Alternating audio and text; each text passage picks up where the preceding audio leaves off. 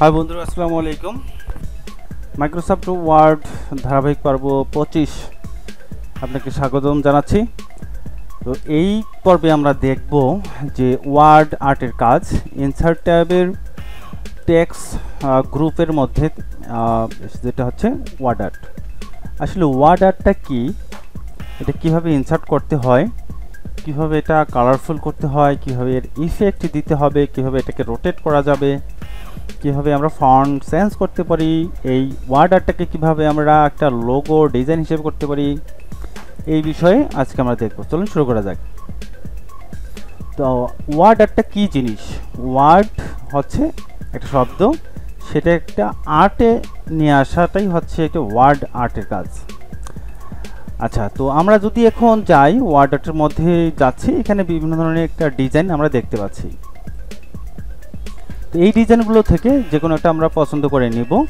ধরি যে আমি একটা ডিজাইন পছন্দ করে নিলাম, ক্লিক করার সঙ্গে সঙ্গে এরকম একটা আমরা টেক্সট বক্স আকারে এরকম একটা ওয়ার্ড আর্ট দেখতে পাবো। তো আমি এখানে একটা লিখি, RS একাডেমি BD লিখলাম। ওকে, তো এই যে একটা ওয়ার্ড আমি লিখলাম, এটা ইনসার্ট করলাম। এভাবে ইনসার্ট করতে হয়। এখন দেখব যে এই ওয়ার্ড আর্টটাকে আমরা একটা কালার দিব। তো যখন আমি এই ওয়ার্ড আর্টের মধ্যে ক্লিক করে ইনসার্ট করলাম, ইনসার্ট করার সঙ্গে সঙ্গে আমরা দেখতে পাবো যে এখানে ফরম্যাট ট্যাব একটা ওপেন হয়ে গেছে, ড্রয়িং টুল। অর্থাৎ এই ফরম্যাট ট্যাবের মধ্যেই হচ্ছে যে ওয়ার্ড আর্ট আমরা কাজ করব। ইতিপূর্বে আমরা টেক্সট বক্সের কাজ দেখছি গত পর্বে, যে টেক্সট বক্সের মধ্যেই এই ওয়ার্ড আর্টের কাজগুলোই থাকে। অর্থাৎ টেক্সট বক্স এবং ওয়ার্ড আর্ট প্রায় সেম জিনিসই বলা চলে, একটু ভিন্নতা আছে। তো এখানে হচ্ছে যে আমরা এটাকে একটা কালার করতে চাচ্ছি, তাই না? তো যেহেতু ওয়ার্ড আর্ট নিয়ে করতেছি, আমরা সে বিষয়ে বেশি কথা বলবো না, আমি ওয়ার্ড আর্ট নিয়েই কথা বলবো। তো এখানে আমরা দেখব যে ওয়ার্ড আর্টের মধ্যে আমরা যখন আমরা ইনসার্ট করছি তখনই এইগুলো দেখতে পাইছিলাম, তাই না? তো এখন হচ্ছে যে এটাকে আমরা স্টাইল দেওয়ার জন্য, যেমন হচ্ছে আর প্রথম যদি আমরা দেখি, এটা টেক্সট ফিল। ফিল বলতে আমরা কি বোঝাই? পূরণ করো। তো এইখানে যে ওয়ার্ডটা আছে একটা কালার দেওয়া আছে, তো সেইখানে এটা কি দেওয়া আছে? ব্ল্যাক। তো আমি যদি এখন অন্য কোনো কালার দিতে চাই, এখানে ধরি যে একটা আমি গ্রিন কালার দিলাম। তো ফিল, এটা হচ্ছে সলিড কালার ফিল করলাম আমরা। এখান থেকে আমরা গ্রেডিয়েন্ট কালার দিতে পারি, যেটা যে কোনো হচ্ছে সেন্টার থেকে কালারটা এরকম হবে, একটু দেখতে সুন্দর হবে, এরকম কিছু। অর্থাৎ এটা কালারের উপর ডিপেন্ড করবে। আমি যদি মোর গ্রেডিয়েন্টে যাই তখন এই বেশে নিয়ে আসবে। তো এখানে আমরা মোরে গেলে অনেক কালার এখানে পাবো। যখন আমি এইটা কালার নিচ্ছি বা এই ধরনের কালার, এইভাবে আমরা হচ্ছে গ্রেডিয়েন্ট কালার বা সলিড কালার এখান থেকে আমরা দিতে পারবো। ওকে, তো এখন আসি যে এই যে টেক্সটটা, এই ওয়ার্ডটা, এই ওয়ার্ডের আউটলাইনটা আমরা এখান থেকে দিতে পারবো। আউটলাইন কোনটাকে বলা হচ্ছে? আমি একটা আউটলাইন দিই এবং এই ওয়ার্ডটা একটু আমি জুম করি, তাহলে আরো ভালো বোঝা যাবে। ওকে, তো এখন আমরা দেখব যে আমি এর আউটলাইন কি নিছিলাম, এটা হচ্ছে রেডনেস, এইটা হচ্ছে আউটলাইন। অর্থাৎ ফিল যেটা করছি তার নিচেটাই হলো আউটলাইন। দেখেন যে এখানে আউটলাইন লেখা চলে আসছে। অর্থাৎ যখন আমি মাউস নিয়ে যাচ্ছি এখানে টেক্সট আউটলাইন চলে আসছে। তো যখন আমি টেক্সট আউটলাইনে গেলাম, এটা সলিড কালার নিচ্ছি। তো এখান থেকে আমি আউটলাইনটা একটু থিকনেসটা বাড়াইতে পারি। থিকনেসটা আমি বাড়াই দিলাম, এটা মোটা হবে। তো এই থিকনেসটা আমরা এখান থেকে কম বেশি করতে পারবো, এখান থেকে করতে পারবো। এবং এই যে আউটলাইনটা এখানে আমরা স্টাইলিশ করতে পারি, যেমন ডট ডট দিতে পারি বা এরকম একটু স্কোয়ার ডট দিতে পারি। এভাবে আমরা নিতে পারবো আউটলাইনটাকে। আচ্ছা, এরপর কি আছে? এরপর হচ্ছে যে একটা ওয়ার্ড আর্টের যেটা মোস্ট ইম্পর্টেন্ট বিষয়, সেটা হচ্ছে আমরা ইফেক্ট যেটা দিই। ইফেক্টের মধ্যে এখানে যেগুলো দেখতে পাচ্ছি, এখানে শ্যাডো, তারপর হচ্ছে reflection, glow, bevel, 3D rotation, এগুলো আপনারা শ্যাপের মধ্যে বা পিকচারের মধ্যে দেখাইছিলাম পূর্বের ক্লাসে। তো আমরা জাস্ট একটা শ্যাডো নেই, হালকা একটা শ্যাডো যে কোনো একটা নেই। ধরি যে এই শ্যাডোটা আমি নিচ্ছি, এটা কি টপ রাইটে হচ্ছে এটা, টপ রাইট, আর এটা যদি একটু নিচে হবে।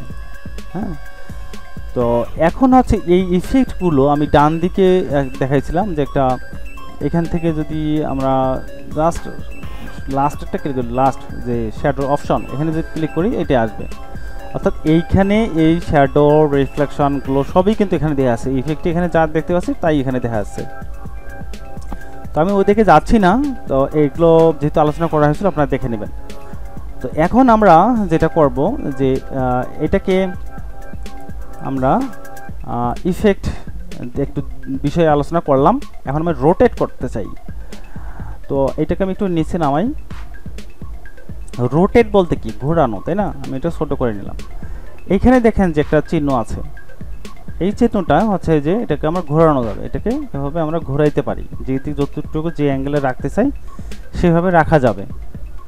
আচ্ছা, আরেকভাবে রোটেট করা যায়, আমরা যদি এখানে একটু খেয়াল করি, এটা হলো রোটেটের চিহ্ন স্যাম্পল। এখানে আমি ক্লিক করলে এটাকে 90 ডিগ্রি হচ্ছে, আবার ভার্টিক্যাল হচ্ছে, এটা হরিজেন্টাল হচ্ছে, অর্থাৎ ফ্লিপ করলে এটা ঘুরে যাবে। আর মোর রোটেশনে যদি যাই, আমরা এখানে অ্যাঙ্গেল দিতে পারি, পজিশন কোথায় রোটেট, হ্যাঁ এখানে আমি যদি 45 দিতে চাই, 45 অ্যাঙ্গেল ওকে দিলাম, অ্যান্ড এটা একটা 45 অ্যাঙ্গেলে হয়ে গেল। আবার যদি আমি এখানে মোড়ে যাই, মোড়ে গিয়ে যদি আমরা মাইনাস এখানে দিই -45, তাহলে এটা ওকে দিলে এটা এদিক দিয়ে হবে। তো এইভাবে আছে রোটেট করা যায়। তো আমি এটাকে গিয়ে 0 করে দিচ্ছি, রোটেট 0, ওকে। তো এখন আমরা দেখব যে এইটা আমরা একটা কি করছিলাম, একটা ফন্টে লেখছি, এই ফন্টটাকে আমি চেঞ্জ করতে যাই। তো চেঞ্জ করবো কোথায়, আমরা জানি ফন্ট কোথায় চেঞ্জ করে, আমরা ফন্টে যাব, ফন্ট থেকে আমরা একটা নিলাম, আমি এইটা একটা ফন্ট নিলাম। এটা এরকম হওয়ার কারণ হচ্ছে যে এটা ফন্ট সাইজ বড় হয়ে গেছে, আমরা একটু বড় করে নিই, তাহলে এটা চলে আসবে। ওকে, এবার যদি অন্য কোনো ফন্ট নেই, টেক্সটালিস্ট ভালো ফন্ট একটা চয়েস করি, ইম্প্যাক্ট একটু ইটালিক, এরপর আমরা দেখে নেবেন যে কোনটা কি ভালো লাগে। যেমন আমি এই ফন্টটা নিলাম, এটা একটা ফন্ট হলো, তাই না? আচ্ছা, এরপরে যদি আমি চাই যে আমি একটা বাংলা ফন্ট আমি এখানে লিখব, তো বাংলা ফন্টটা লেখার জন্য কি করতে হবে, আমরা জানি সবাই, বাংলা করার জন্য আমাকে এখানে অ্যাক্টিভ করতে হবে, এখানে ফন্ট, আমরা একটা বাংলা একটা ফন্ট নেব। তো আমি একটা বাংলা ফন্ট নিচ্ছি, ওকে। তো আমি এখানে নিলাম বাংলা,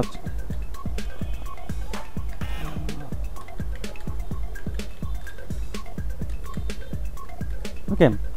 তো এই একটা ফন্ট আমি নিলাম, এখানে আমরা এটাকেও ঠিক একইভাবে এভাবে এটাকে কাস্টমাইজ, বিভিন্ন ধরনের স্টাইল, বিভিন্ন ধরনের সব কিছুই করতে পারবো, সেম আমরা যেভাবে এটা করছিলাম ঠিক এটাও এইভাবেই করতে পারবো।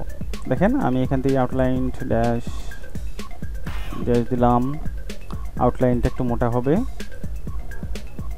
ওকে, একটু মোটা করে দিলাম, ঠিক আছে। এইভাবে হচ্ছে যে আমরা ফন্ট চেঞ্জ করতে পারি।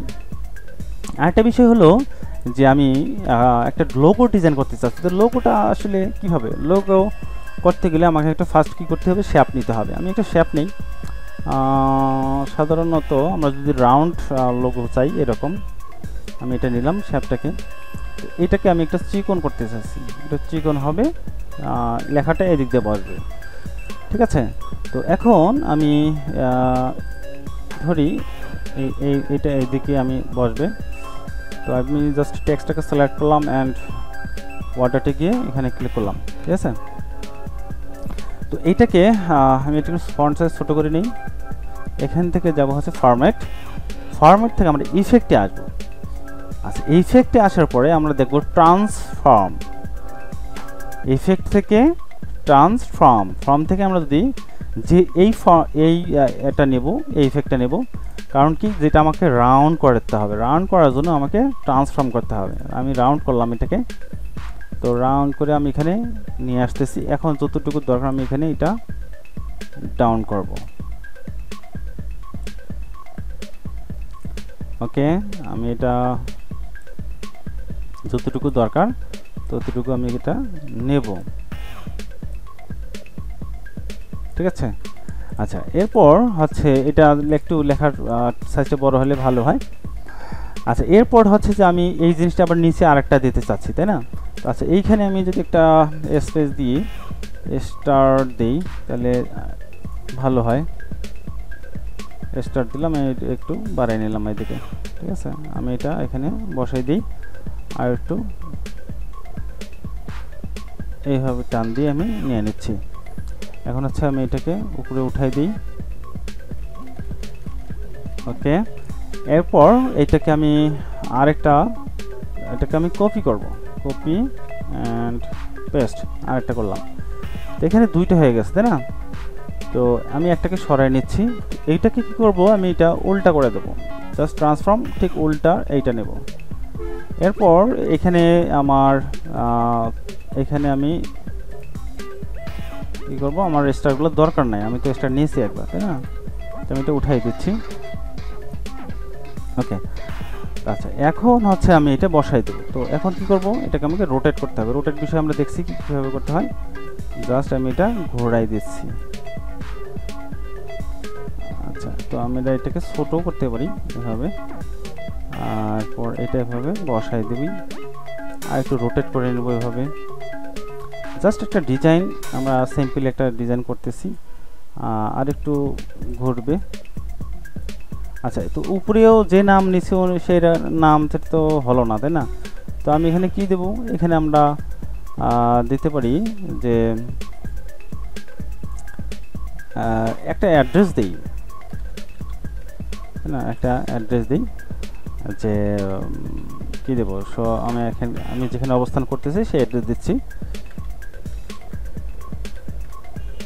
সরি, ওকে। তো এখন আমি এটাকে জাস্ট এখানে এনে বসাই দিলাম এবং রোটেটটা ঠিক করে দেব। এটাকে একটু এদিকে বড় করতে হবে। এটা হচ্ছে অ্যাডজাস্ট করে নিলেই হয়ে গেল। ওকে, তো এখন হচ্ছে যে আমার এই কালারটা যদি চাই যে আমি কালারটা একটু চেঞ্জ করে নেব, জাস্ট এখান থেকে আমি ফিলে যাই। ফিলে গিয়ে, সরি এখানে না, এই ফিলকে আমি হোয়াইট করে দিলাম।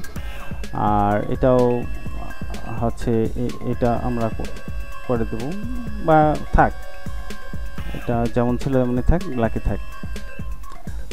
ওইটা হয়নি। ওকে, তো এইভাবে আমরা একটা লোগো ডিজাইন করতে পারি। অ্যান্ড এর ভিতরে যে আমরা একটা অন্য কোনো পিকচারও বসে দিতে পারি। কীভাবে, এর ভিতরে পিকচার নেওয়ার জন্য এখানে আমাদের আরেকটা শেপ নিতে হবে। শেপের ভিতরে আমরা পিকচার অ্যাড করতে পারি। যেমন আমি এখানে আরেকটা শেপ নিতেছি, রাউন্ড শেপ নেই, আমি শিফট প্রেস করে টান দিতেছি, তাহলে শেপটা একদম অ্যাকুরেট হবে। ওকে, আমরা এইভাবে একটা শেপ নিলাম। জাস্ট এর ভিতরে আমরা কি করব, একটা পিকচার ফিল করে দেব, ঠিক আছে। তো এখানে আমি গেলাম হচ্ছে ফরম্যাট থেকে শেপের উপর ফিল অ্যান্ড পিকচার। তো আমি আমার ভিতরে এখান থেকে নেই। ওকে, এটা নেই, হয়ে গেল। কত সুন্দর একটা লোগো ডিজাইন হলো।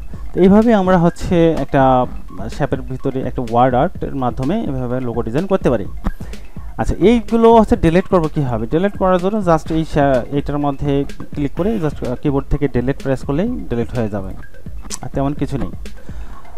তো এই ছিল আজকের ভিডিও। সবাইকে ধন্যবাদ ভিডিও দেখার জন্য, আর ভালো লাগলে অবশ্যই সাবস্ক্রাইব করবেন। ধন্যবাদ।